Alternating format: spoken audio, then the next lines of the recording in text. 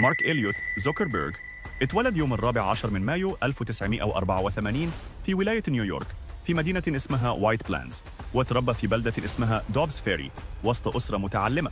أبوه دكتور أسنان وأمه كانت طبيبة نفسية. من وراه الطفولة كان واضح إن الولد ليه عقل بيحب يفك ويجرب. أول ما مسك كمبيوتر في سن صغيرة بدأ يبرمج ويعدل في برامج بسيطة لنفسه. زي كتير من العباقرة اللي اتعرفنا عليهم، مارك ما كانش طفل عادي، لكنه كمان ما كانش ملاك اجتماعي فوري.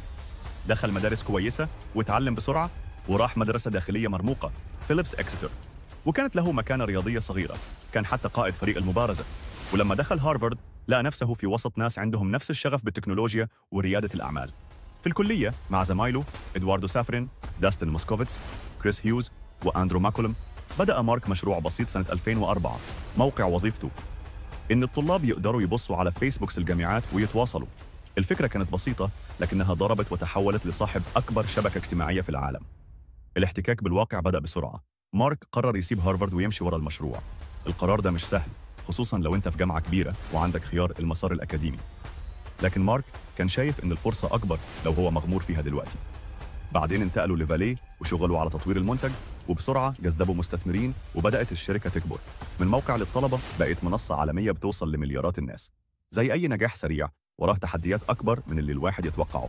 أول ما في نمو سريع فيه فلوس وسلطة بتظهر مشاكل جدية، خصوصاً موضوع حماية بيانات المستخدمين واستخدامها في استهداف إعلانات أو في سياسات سياسية.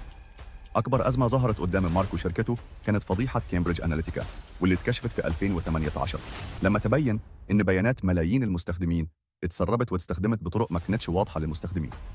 القضية وصلت للكونغرس، ومارك اضطر يمثل ويجاوب قدام نواب كتير عن مسؤولية فيسبوك وحماية الخصوصية.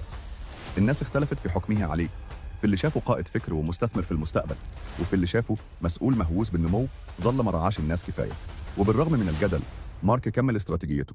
استحواذات كبيرة زي انستجرام وواتساب وأوكولوس كانت جزء من خطته يبني عائلة منتجات متصلة، حاجات تخليك موجود على المنصة بطرق مختلفة، صور، رسائل، واقع افتراضي.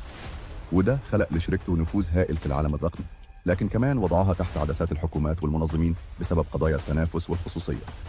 في 2015 مارك اتجوز دكتورة بريسيلا تشان، والاثنين أسسوا مع بعض مؤسسة خيرية كبيرة اسمها تشان زوكربيرج إنيشيتيف، بهدف دعم التعليم والبحوث الطبية وحاجات اجتماعية تانية.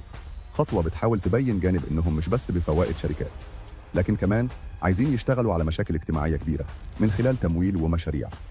الحضور العائلي والتركيز على الأبوة والقيم دي ظهرت قدام العامة كتوازن لصورة المدير التنفيذي المتهم أحياناً بالإهمال الاجتماعي. أكتر حاجة ممكن تتعلمها من قصة مارك هي إن الطريق للنجاح مش بس عبقرية تقنية، هو مجموعة قرارات. يجي قرار يسيب الجامعة، قرار تاخد تمويل، قرار تشتري شركة، وقرار تواجه استجواب سياسي. كل قرار له ثمن. نفس الوقت القصة بتقول إن لو عندك منتج يحل مشكلة حقيقية وبتقدر تجذب فريق وممولين، النمو ممكن يحصل بسرعة ومعاه مسؤوليات كبيرة لازم تكون مستعد لها. كمان لازم نقول إن مارك كان عمره صغير جدا لما بدأ يكون رؤية كبيرة. الميتافيرس، إعادة تسمية الشركة الأم إلى ميتا في أكتوبر 2021، كانت إعلان واضح إن رؤيته مش بس سوشيال ميديا، لكنه بيتخيل عالم رقمي أوسع من التليفون، عالم للمساحات الافتراضية والتواصل الجديد. الإعلان ده كان خطوة طموحة جدا، لكن برضه واجه نقد وتساؤلات عن هل التركيز ده هيحل مشاكل المستخدمين ولا هيزيدها. فإيه الخلاصة؟ مارك مثال لشاب بدأ بفكرة بسيطة في الجامعة وبنى إمبراطورية رقمية، من نجاحات تقنية عظيمة لاستحواذات وتوسع، لحد لحظات كان لازم يواجه فيها تساؤلات أخلاقية وقانونية عن قوة المنصة وتأثيرها. القصة بتعلمنا إن النجاح الكبير بيجي مع مسؤولية أكبر، وإن مش كل خطوة تبقى صح بسهولة، لكن أهم حاجة إنك تتعلم من غلطاتك وتتحمل تبعات قراراتك.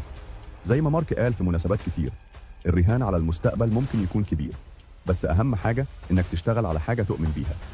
ما تخافش تاخد مخاطرة محسوبة، بس خليك دايما فاكر إن ورا القوة اللي بتبنيها في المشروع لازم تكون عندك رؤية أخلاقية واضحة. مش لازم تكون مارك زوكربيرج الجاي، بس خليك نفسك بأحسن صورة. طيب قصتك إيه؟